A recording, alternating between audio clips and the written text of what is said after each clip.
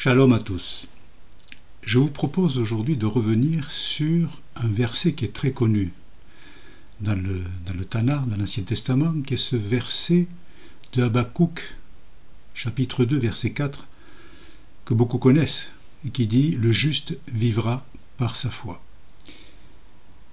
Ce verset a déjà fait l'objet d'un enseignement de ma part en janvier 2022. Et je vous propose donc de revoir ce verset tel qu'il est commenté et étudié dans les écrits judaïques par les sages d'Israël, et en particulier dans ce livre extraordinaire du rabbi Shneur Zalman de Liadi, qui s'appelle le Tanya et qui a été édité en 1796. Le juste vivra par sa foi. Ce verset, cette partie du verset a été souvent commentée dans le milieu chrétien comme étant le signal ou la preuve que la foi seule permet d'être sauvé. Et donc, en conséquence de quoi, les enseignements de ce que l'on appelle depuis l'époque de Constantin l'Ancien Testament n'avait plus lieu d'être. Donc, puisqu'en Jésus tout a été accompli, nous n'avons pas à observer la Torah. On va donc reprendre ces enseignements du rabbi et voir comment la vision juive de ce verset permet d'arriver à une conclusion tout à fait différente. Mais pour cela, il va falloir que nous entrions un peu plus dans le secret des Écritures, dans le sod des Écritures. Comme vous le savez, dans notre yeshiva, nous étudions les Écritures au travers ou avec l'aide des enseignements de la Kabbalah biblique, en particulier du Zohar. Il y a toujours des chrétiens qui aujourd'hui refusent cet enseignement du Zohar ou cet enseignement de la Kabbalah biblique en disant qu'il est en quelque sorte dangereux, qu'il peut conduire à la sorcellerie ou je ne sais quoi.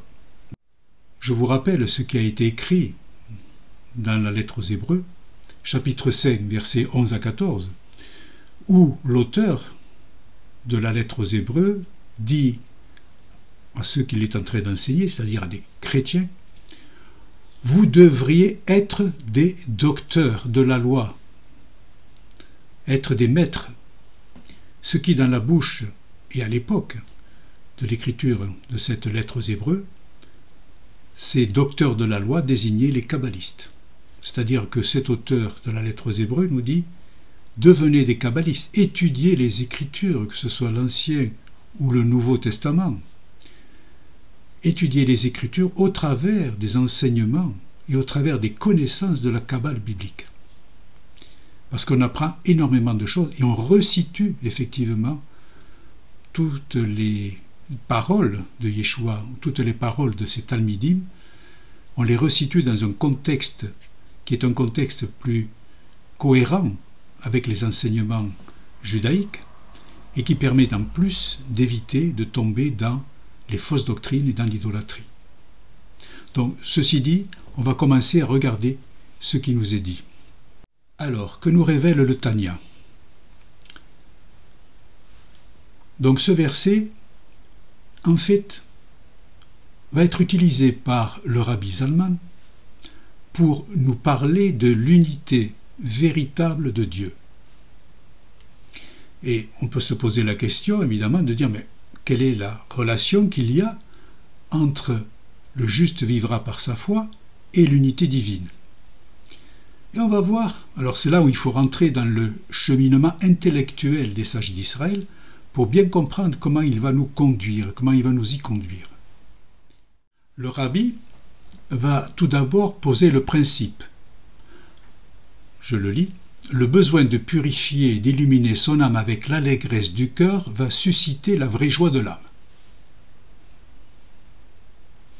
Jusque-là, c'est un petit peu difficile à comprendre. Mais il va nous enseigner, il va nous dessiner ces grandes lignes pour comment y arriver.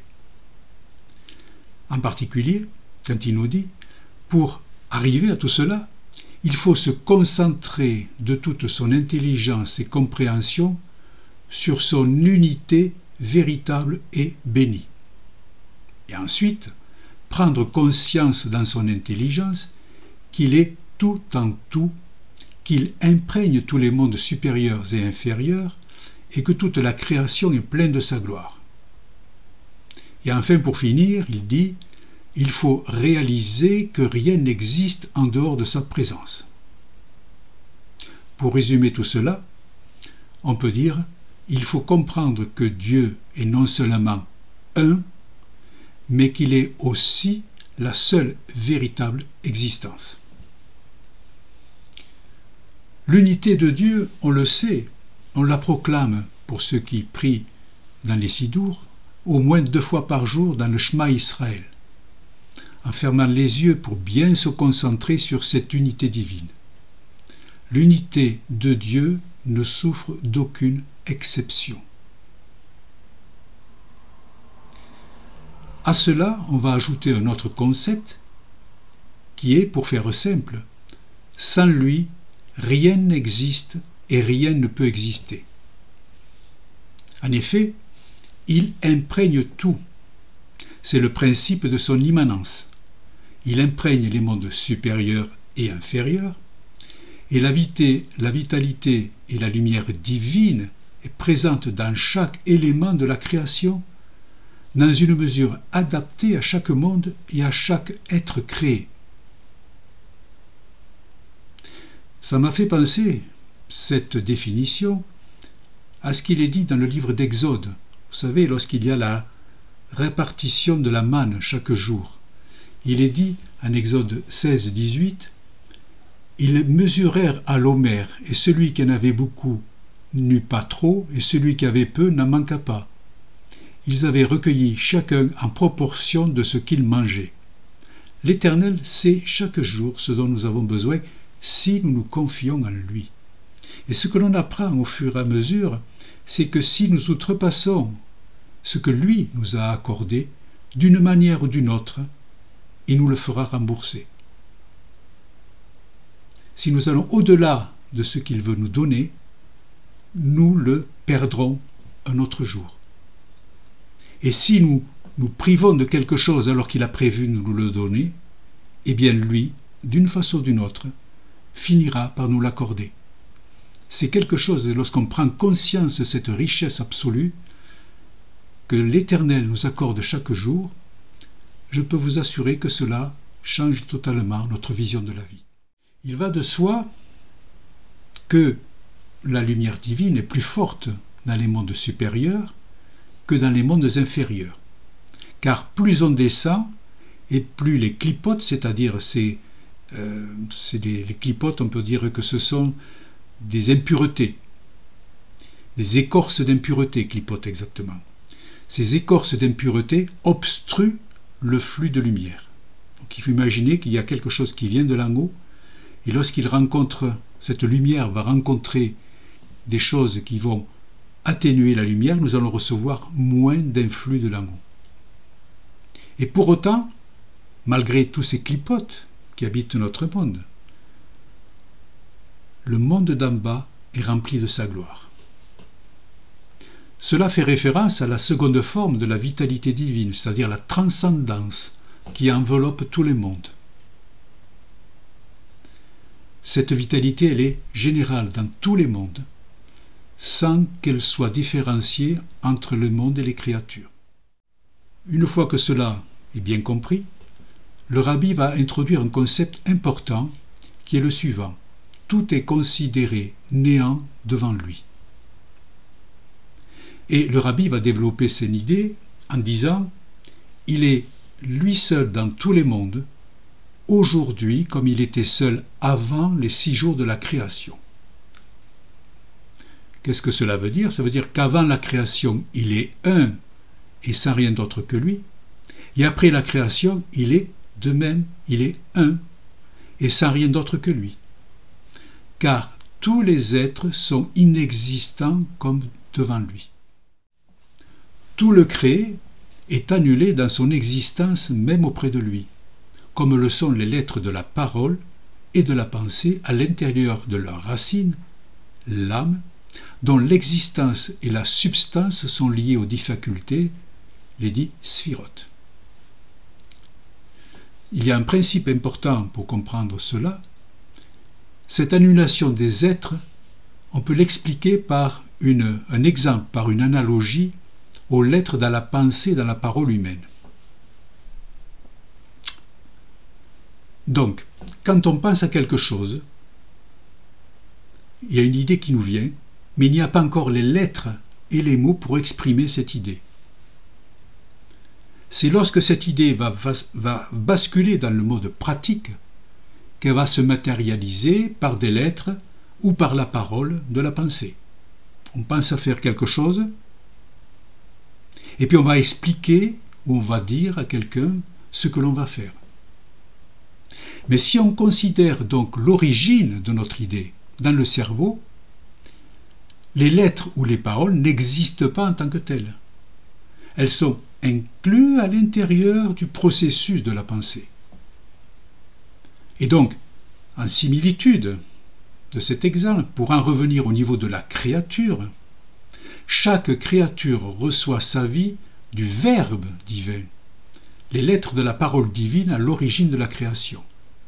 Et les êtres créés sont totalement annulés devant leur source qui est le divin, comme les lettres de la pensée sont annulées dans l'idée originale. De même, le monde et tout ce qui le remplit est dissous hors de l'existence par rapport à sa source qui est la lumière de l'Ein Sof béni. L'Ein Sof béni, je vous rappelle, c'est cette intelligence, cette lumière infinie qui a tout créé. Et c'est en cela qu'on saisit la signification de l'unité divine. Dieu est un, il est le seul existant, et toute existence est annulée devant lui. Et on arrive là à un message principal que le Rabbi va nous remonter, qui est que méditer ce sujet de l'unité de Dieu réjouit le cœur et l'âme. Une joie et une exaltation, comme il est dit dans le Shema, de tout son cœur, de toute son âme et de toute sa force. Car en cela favorise la proximité avec le Créateur, qui souhaite venir établir sa demeure parmi les hommes. Dieu a créé tous les mondes pour disposer d'une demeure ici-bas. Et c'est cela que la créature doit garder dans son esprit, dans son cœur. C'est un concept très simple à retenir. Ici-bas sur la terre, il n'est rien d'autre que lui. Et le Dieu Tout-Puissant veut faire sa demeure parmi nous. Et pour en revenir, donc, une fois que le Rabbi a développé toutes ces idées, tous ces concepts qui visent à glorifier l'unité de Dieu et à comprendre que rien ne peut exister sans lui, à ce moment-là, cela doit réjouir notre âme. Cela nous donner vraiment l'envie de nous unir à lui, et c'est par cela qu'il nous dit que les sages d'Israël disent, et c'est là qu'on revient donc au verset d'Habakkuk, voilà ce qu'ils nous disent, ces sages d'Israël: 613 commandements ont été donnés à Israël, et ensuite Habakkuk a résumé cela à un seul: le juste vivra par sa foi. Un seul commandement résume les 613, la foi. Par la foi, et écoutez bien ce qui est dit maintenant, par la foi à l'unité de Dieu, l'homme va accomplir les 613 commandements. Alors c'est là que ça devient extraordinaire, parce que vous avez bien compris que, à contrario de ce que dit le monde chrétien, cette foi, ce juste qui va vivre par sa foi, cette foi va faire qu'il va accomplir, qu'il va avoir le plaisir d'accomplir les 613 commandements, et non pas, comme on enseigne dans le monde chrétien, qu'il va rejeter les 613 commandements, qu'il n'aura plus à les accomplir. Car le cœur exulte de joie dans sa foi en l'unité de Dieu, comme si c'était l'unique commandement et que cette foi en l'unité de Dieu est le but ultime par lequel cet homme et toute la création ont été créés. Alors par cette force et vitalité, son âme s'élèvera pour accomplir les 613 commandements en balayant tous les obstacles. Le mot vivra par sa foi fait aussi référence, bien entendu, à la résurrection, parce que c'est un futur. Il vivra par sa foi. Et on va dire que, comme pendant la résurrection, son âme revivra dans la joie. C'est la joie d'être à proximité de Dieu, mais aussi d'avoir vaincu le mauvais côté, la citra harara, l'autre côté, celui qui représente l'ensemble des forces du mal, afin de changer les ténèbres en lumière, c'est-à-dire les clipotes qui sont dans ce monde matériel et qui voilent sa lumière. Et là, le rabbi va ramener un verset qui est extraordinaire, on va étudier, on va voir ce qu'il veut dire. Dans Job 28.3, il est dit « Il a mis un terme à l'obscurité ». Ce « il », c'est l'homme. C'est pas Dieu, c'est l'homme. Voilà, c'est l'homme qui a mis un terme dans l'obscurité. Quand on regarde ces mots en hébreu, où il est dit « Ketz Sam A Rocher », la gématria, c'est-à-dire la valeur numérique des lettres qui composent ces quelques mots, est de 888. Or, le chiffre 8 est celui de la perfection de l'homme. 8. Et on pense tout de suite, quand on entend cela, quand on découvre cela, évidemment au 6, qui représente le 6 représentant la matérialité, le monde corporel qui obscurcit et dissimule cette lumière divine. L'homme accompli, c'est 8, qui s'oppose au 6. De plus, comme vous avez entendu dans ce verset, on parle de Ketz. Ketz, ça fait toujours référence à la fin des temps. Comme il est dit dans Daniel 12.13, Ketz ha Yamim. Ça se dit, en principe, ça veut dire la fin des jours. Et c'est le moment où sera révélée la gloire de l'Éternel et que l'esprit d'impureté sera détruit. C'est-à-dire que lors de la venue du temps messianique, lorsque l'Éternel se révélera au travers du Mashiach, eh bien, à ce moment-là, l'homme atteindra sa maturité absolue, sa maturité spirituelle absolue, et réalisera le 8, qui balayera le 6. C'est extraordinaire. Alors maintenant, on va reprendre ce verset et on va l'adapter un petit peu à nos enseignements, à ce que nous vivons, nous, dans le monde chrétien. Donc, je disais que dans l'enseignement traditionnel des églises, tel que moi je l'ai entendu, tel que je l'ai souvent entendu dans les églises, la foi se suffit à elle-même. Et il n'est nul besoin de se confier dans les œuvres, et encore moins dans les enseignements de la Torah. Ceci en dépit de ce que dit Yaakov, Jacques. Bon. Pour les autres, et suivant ce que l'on vient de voir, c'est la foi en l'unité divine et en la toute-puissance de Dieu qui va élever l'âme vers son Créateur, en provoquant une joie spirituelle qui sera le moteur de la réalisation, par amour, des mitzvot, des commandements reçus du divin. On a donc un verset, le juste vivra par sa foi, et deux enseignements totalement opposés. Dans la Brit Hadasha, donc dans le Nouveau Testament, le mot grec que l'on traduit par foi est pistis. Donc la définition est la suivante, c'est la foi, la fidélité, la croyance, la confiance avec l'implication que des actions fondées sur cette confiance peuvent suivre. La foi fait souvent référence au système chrétien de croyance et de style de vie. Ça, c'est ce que nous dit Strong. En hébreu, ce même mot de foi, pistis, est traduit souvent par émouna. Émouna, ça veut dire fermeté, fidélité. Si on analyse dans les évangiles les versets qui nous parlent de foi, on comprend très vite que cette foi est avant tout un état d'esprit personnel. Et en fait, c'est une confiance que l'on va dire dans un premier temps, qu'on va dire que cette confiance, c'est en Dieu. Par exemple, à Matthieu 21, où il est dit « Et Jésus, répondant, leur dit « En vérité, je vous dis, si vous avez de la foi et que vous ne doutiez pas, non seulement vous ferez ce qui a été fait au figuier, mais si même vous disiez à cette montagne « Ôte-toi et jette-toi dans la mer », elle le ferait. » Et de même, tous les autres versets tournent tous autour de cette idée de confiance en quelque chose, mais aussi en soi, ayant pour résultat de nous fortifier spirituellement jusqu'à provoquer des événements exceptionnels et même des guérisons.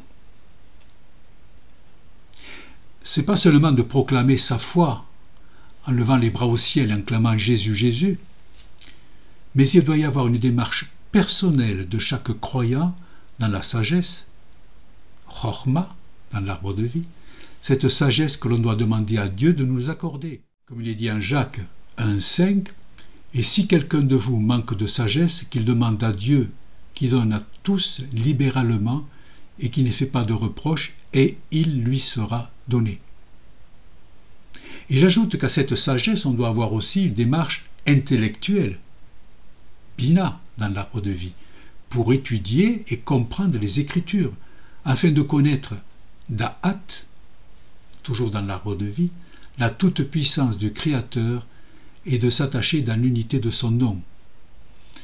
Comme il est dit en 1 Corinthiens 2, 4, 5, « Et ma parole et ma prédication n'ont pas été en parole persuasive de sagesse, mais en démonstration de l'esprit et de puissance, afin que votre foi ne repose pas sur la sagesse des hommes, mais sur la puissance de Dieu. » Cela ne peut fonctionner que si l'on élimine de nos vies les mauvaises conceptions de la divinité, et en premier lieu les mauvaises conceptions messianiques. Quand on dit par exemple Jésus assis sur son trône à la droite de Dieu, cette image malheureusement est devenue pour beaucoup la réalité. Parce que cela, si on le prend au premier degré, sans réfléchir et sans connaître les fondements de ce que nous racontent les Écritures au travers en particulier des enseignements de la Kabbale biblique, cette conception de Jésus qui est assis à côté, j'allais dire, de Papa Dieu, cela va nous conduire à créer un faux univers. Ça ouvre la porte à l'idolâtrie et aux fausses doctrines. Il est nécessaire d'intellectualiser cette unité du divin, et cela ne souffre d'aucune exception. Il est, et c'est tout. Et ensuite, on garde dans l'esprit que nous n'existons sur cette terre que parce qu'il le veut bien, et qu'il nous accorde chaque jour la vie et les moyens de notre existence.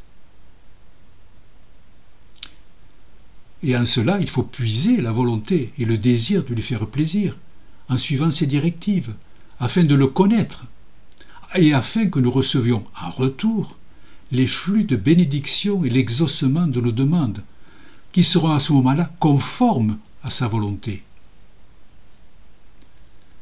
Mais il y a aussi un autre point à examiner suivant cette citation de Yeshua. En Luc 18, 7, 8, il est dit « Et Dieu ne ferait-il point justice à ses élus, qui crient à lui jour et nuit, et il use de patience avant d'intervenir pour eux. Je vous dis que bientôt il leur fera justice. Mais quand le Fils de l'homme viendra, trouvera-t-il de la foi sur la terre ?» Il est à noter que ces paroles peuvent être rapprochées de notre verset de Habakkuk, dans la mesure où il parle lui aussi des temps de la fin et de l'intervention divine pour faire justice aux élus, quand il nous dit toujours, donc dans Habakkuk, dans Habakkuk 2, je reprends les versets 2 et 4, où il est dit « Et l'Éternel me répondit et dit, écris la vision et grave-la sur des tablettes afin que celui qui la lit puisse courir, car la vision est encore pour un temps déterminé, et elle parle de la fin et ne mentira pas. Si elle tarde, attends-la, car elle viendra sûrement, elle ne sera pas différée. Voici, son âme enflée d'orgueil n'est pas droite en lui, mais le juste vivra par sa foi. » Il y a un parallèle donc qui interpelle entre la promesse de l'intervention divine dans les paroles de Yeshua, quand il dit « Je vous dis que bientôt il leur fera justice », et celle de Habakkuk. « Si elle tarde, attends-la, car elle viendra sûrement, elle ne sera pas différée. C'est dans les deux cas la promesse de la venue du Mashiach qui va venir établir le règne de Dieu sur la terre.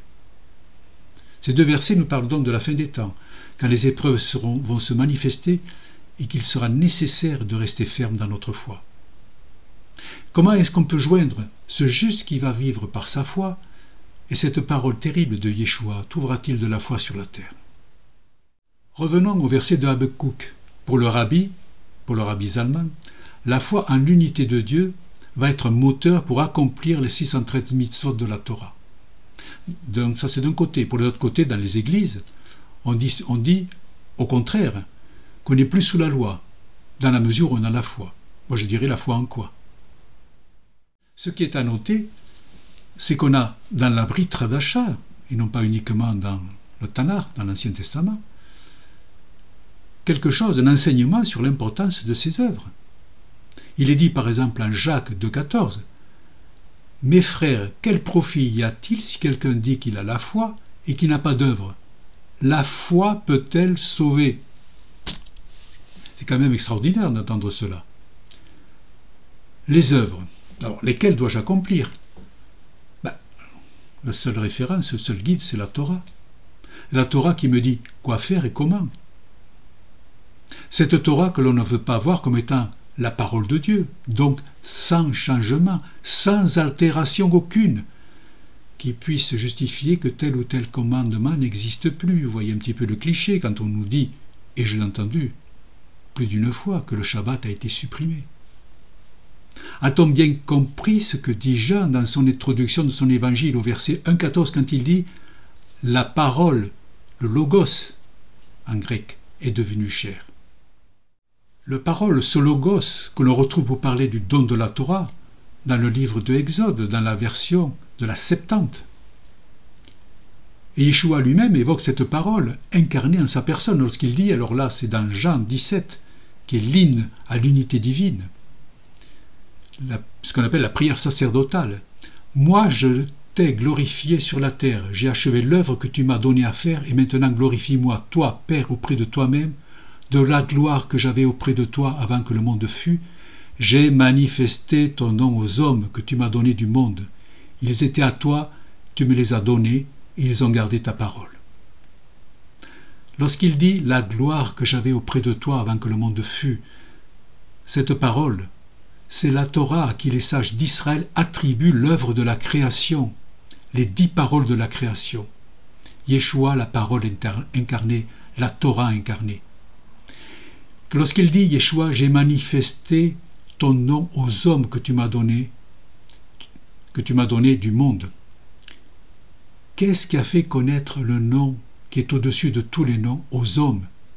C'est la Torah qui annonce le Dieu un aux hommes. Comprenez-vous que rejeter la Torah, c'est rejeter le Mashiach Yeshua. N'oubliez pas cette parole qu'il nous donne dans Jean 14, 21. Celui qui a mes commandements et qui les garde, c'est celui-là qui m'aime, et celui qui m'aime sera aimé de mon Père, et moi je l'aimerai, et je me manifesterai à lui. Mes commandements, quels sont les commandements que Yeshua, la parole incarnée, la Torah incarnée nous donne? C'est la Torah, c'est tout. Alors, que doit-on maintenant retenir de tout cela? Comprendre que ce que veut signifier Adonai Echad dans le Shema Israël, un Dieu un, même s'il se manifeste à nous au moyen d'attributs qui sont les autres noms divins. Il faut étudier les Écritures au travers des enseignements de la Kabbalah biblique pour bien comprendre comment fonctionne cette unité divine. Ce Dieu est infini dans tous les sens du terme, et nous ne sommes rien sans lui. Nous n'existons que par lui. Et il en est ainsi pour toute la création, comme il est dit à Matthieu 10, 29. Ne vantons pas 2 passereaux pour un sou, et pas un seul d'entre eux ne tombe en terre sans votre Père. Autrement dit, l'Éternel est au courant de tout. Le moindre animal, il sait tout de lui. Toute la création soupire après lui. Et pour lui manifester notre amour, il nous appartient de rentrer dans l'observance de ses commandements, par exemple, en respectant le Shabbat pour commencer. Vous avez plein d'enseignements dans la chaîne Soukat David sur YouTube ou dans le site Soukat David, qui existe aussi, qui vous enseigneront, dont tous ces enseignements vous montreront l'importance du Shabbat et comment le pratiquer. Cela aussi, c'est un message pour terminer cet enseignement. Il nous faut rester attentifs à ce qui se passe actuellement. L'apostasie finale dont parlent les Écritures n'est plus très loin. Tous les moyens technologiques, financiers, politiques, religieux, militaires, et sans parler tout le reste, vont se mettre au service de celui qui est appelé l'inique, pour faire dévier notre foi vers une fausse doctrine. Les Écritures revues et corrigées par l'intelligence artificielle. Ce nouveau Dieu qui se lève. Alors est-ce que c'est cela l'avertissement de Yeshua pour notre époque? Trouvera-t-il la foi? La seule solution que je vois, c'est d'emmagasiner aujourd'hui les bonnes connaissances de la parole pour nous nourrir, pour nous fortifier, pour nous renforcer quand viendra le temps de la disette spirituelle. Vous avez tous les cours de Soukat David qui sont là, tous les enseignements. Si ce n'est déjà fait, étudiez la Torah au travers des enseignements de Soukat David. Et vous aurez accès ensuite à toute une richesse d'enseignements. Nous rappelons que Soukat David non seulement enseigne les enseignements classiques des sages d'Israël, mais il fait le lien avec la Brit Hadasha, avec les enseignements de Yeshua et les enseignements des Talmidim de Yeshua. Et cela, il n'y a pas beaucoup qui le fassent. Voilà, c'était l'enseignement de ce jour. Je vous souhaite de bien réfléchir à ces paroles. Et tout ce que je peux vous dire, c'est de vous renforcer chaque jour davantage en étudiant. Que l'Éternel vous bénisse. Que l'Éternel vous bénisse de fond en comble. Et comprenez qu'il est un. Et que par lui, nous existons. Et uniquement que par lui. Amen.